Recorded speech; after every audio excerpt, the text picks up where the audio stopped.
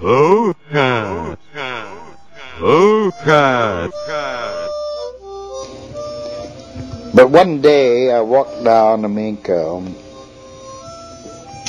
and I looked up on a WPA workboard and I saw Melvin's name up there that he said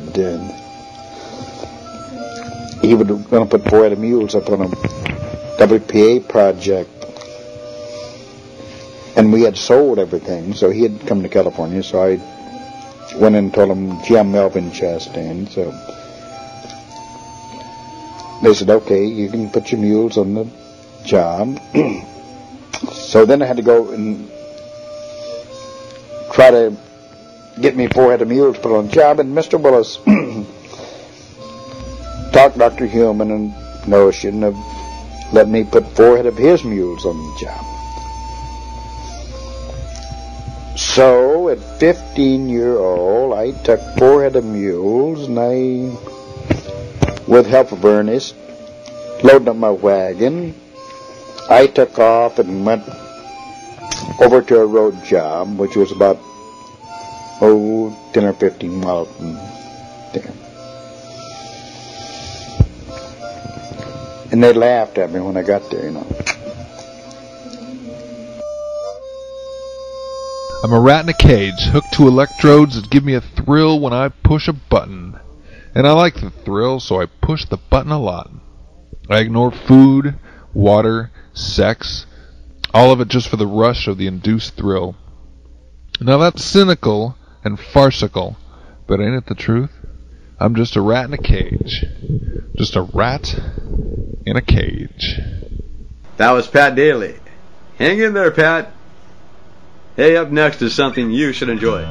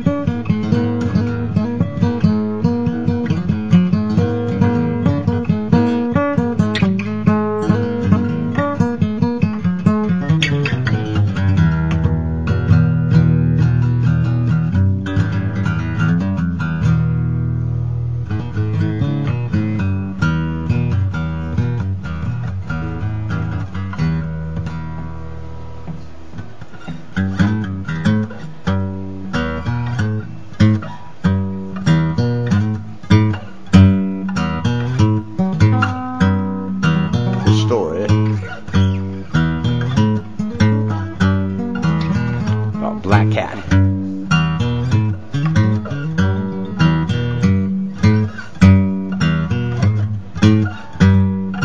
This cat is old, kind of fat. Black cat bone.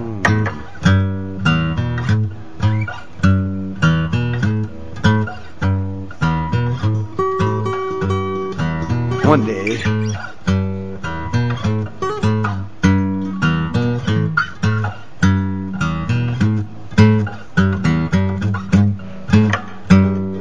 a cat came outside just in time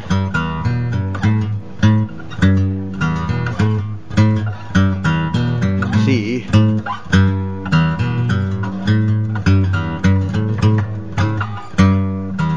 people around the car. All these people he knew from near and far.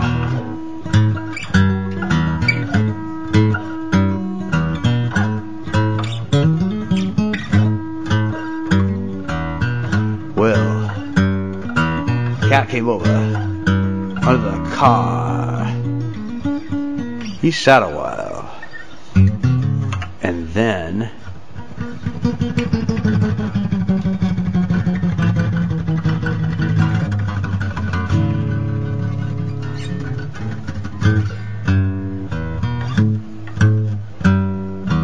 dog came over across the street. He didn't belong there. So he had to go. That cat moved so fast. We had never saw what happened. But then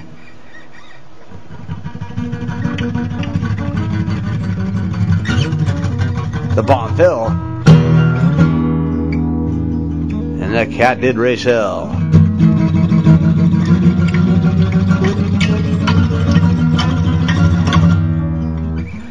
And that dog, he did yell. All the way home, he let out a little lonely dog groan. And one more time, the old black cat sat in the king's throne because he knew where it was at.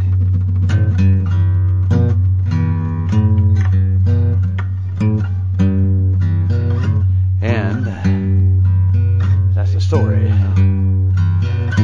That's that.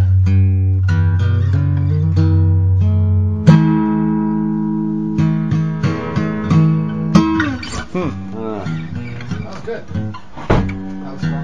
And that was something from Dave Boyle. All right. There you go. B.L. Wassoon is going to be saying something right now. That's great. I love that. Yeah, Earl was the greatest dog ever, dude. That was the firstborn child in the family, dude. It was not me. It's Earl, dude. I mean, within the immediate family, Earl is like, that's the baby, dude. You know, Josh and I are just like what came after Earl. That's how much that they fucking love that dog. It was insane. But he was a great dog, dude.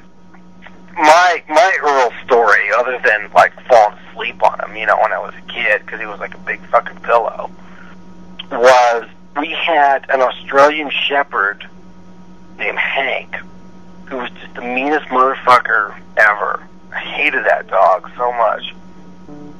This is when I was like a little kid. We had Earl and Hank. We had like this big picture window in the back of the house, and then there was like these little arborvitae bushes in front of that window, and then there was like the yard. And I was standing in front of the window facing into the yard. Earl was on my left, and Hank was in front of me, and I was 4 or 5 or something. You know, I was like a little kid, dude. Remember, Hank was just growling at me. You know, and I was like backed up, you know, against the house, like, oh shit, dude, this guy's gonna fucking go after me, dude.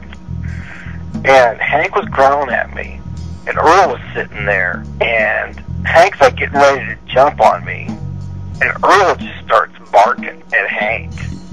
Just like, you know, you better not fucking do it, you know. And he's and at the same time he's telling me to like duck down and get ready, dude. You know, because he's like, I don't know what this guy's gonna do. He might jump on you. Because I think at that point he had already bitten me once. You know, because he was just crazy. So anyway, Earl like fucking protects me from Hank, dude. You know. So that was pretty good. Uh-huh.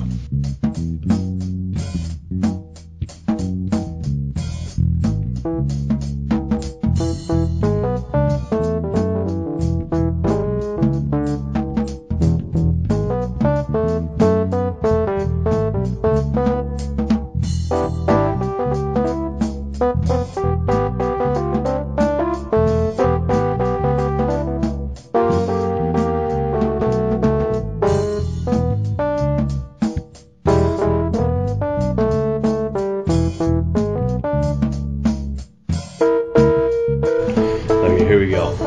This is the Bobcat story. I was living down in Mississippi, and a buddy of mine had a piece of property out edge of town, and he was right on the woods, and he had a horrible problem with bobcats. I mean, they were all over the place down there. So he's got traps set up all around his property, right? Well, we're over there drinking beer. It comes around about 9 o'clock at night, just after dark. And he says, "Hey, let's go check the bobcat traps, because that's when they're going to get it. You was right at dusk. So he says, let's go check the Bobcat traps. So we get in this old Ford he's got, and we drive down the road a piece, cut into his field, and back over to the woods. And we start checking traps, and on the third one, by God, there's a Bobcat in this trap. So if you look in the back of the truck, there's nothing to put this Bobcat in.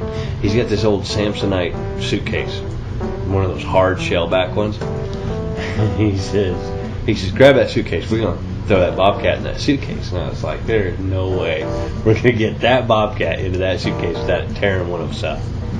He's got these big leather gloves come like up to his elbow, just huge. And they got the steel staples in them. Just, they're big, heavy duty, like falconer's gloves. And he reaches in that trap and he grabs this Bobcat by the scruff of the neck and the belly, right? He's got this Bobcat and it's just claws and it's hissing and spitting. And I got this suitcase and I don't have no gloves. I don't have nothing. I'm just terrified. Well, he puts this Bobcat in the suitcase and I close it down in his arms and he says, okay, you ready? And I'm like, yeah, I'm ready. And he pulls his arms out and I close the suitcase. So we got a Bobcat in a suitcase. And what we can do is we throw it in the back of the truck, right? And we go and check the rest of the traps. There's nothing. That was the only one. So we come out the field, and his house was probably about, I don't know, maybe a quarter mile down from where his field led in, So we get on the highway, 2-laner, and we're driving down. We pull off in front of his house. He stops at the end of the driveway, and he takes his suitcase with his Bobcat in it, and he sets it right on the center line of the road. So what are you doing? He said, I'm going to wait and see if somebody hits that Bobcat. We're drunk off our ass, okay? So we pull up in the driveway a piece, just so you can't see us. We get in the back of the truck and we start drinking beers. Right about the 5th beer, we hear this thump, thump, thump, big bass car coming down the road. We're like, oh, shit. It's coming real slow, and it stops right next to this frickin' suitcase, and the guy jumps out of the back seat, and he grabs his suitcase, and he slings it into the back seat, jumps in the car, and they're gone. And I'm like, hey, somebody just stole our suitcase, dude. And he's like, oh, shit. So we get in the truck, back out of the driveway. We get down the road. We got down the road about a half a mile. And here's this car flipped over in the frickin' ditch on the side of the road. And these 4 black guys are wandering around outside this car, all dazed and confused. And my buddy, he pulls up and he says, what's going on? And he said, some asshole put a mountain lion in a suitcase. They opened up the suitcase and that fucker went whoo, whoo, whoo, around the cab. And that was Jason Ivey.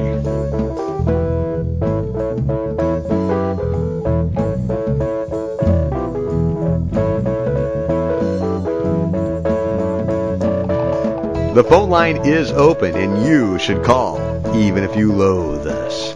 Call 1-800-749-0632. Enter the Loathe channel, 6387#. Then enter the password, 867-5309#. And remember, for more information, please visit www.loathemegacorp.com.